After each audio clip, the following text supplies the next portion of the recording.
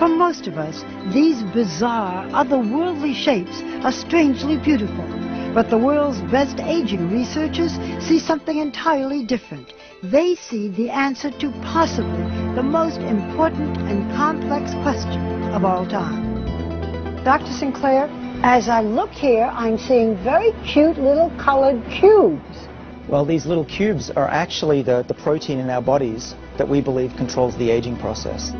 If he is right, Dr. David Sinclair has found one of the genetic keys that will reset our biological clocks. I think we've passed a turning point in our understanding of the aging process. How did he discover these proteins? This looks like a barcode, but it's really a map of our genome, the blueprint for human life stored in every cell in our bodies. A few of these genes play a key role in the speed at which our cells age. Dr. Sinclair randomly tested tens of thousands of cells, searching for the chemical that would activate those genes. We found them by accident. We stumbled upon this molecule from red wine.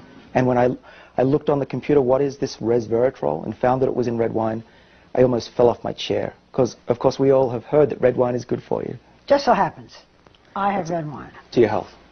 How much of this would I have to drink to really make a difference? Well, our experiments tell us probably about 1,000 bottles a day. So that was not the solution. Dr. Sinclair then went back to the lab and found a way to make resveratrol 1,000 times more potent. So what does it do in the body? Well, what we have discovered is that resveratrol works on a gene which is called SIRT1, and this is a gene that controls the aging process. Resveratrol seeks out that gene and switches it on. And with that gene activated in the mouse on the right by a high dose of resveratrol, she quickly turned into a mini Olympian, running twice as far as the untreated mouse on the left. And they were eating a high-fat diet, a fatty diet, and they lived just as long as a lean, healthy mouse, which means that they didn't get heart disease, cancer, even osteoporosis, and they lived 30% longer.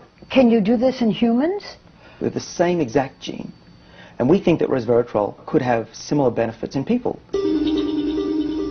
Realizing the blockbuster potential for his new pill, Sinclair teamed up with biotech entrepreneur Chris Westphal, together raising more than $100 million for further research. And we think that we can increase healthy lifespan. So if you're in your 80s, you'll be behaving as if you were in your 50s. We're developing. Well, you know what, Doctor? Cheers. The future.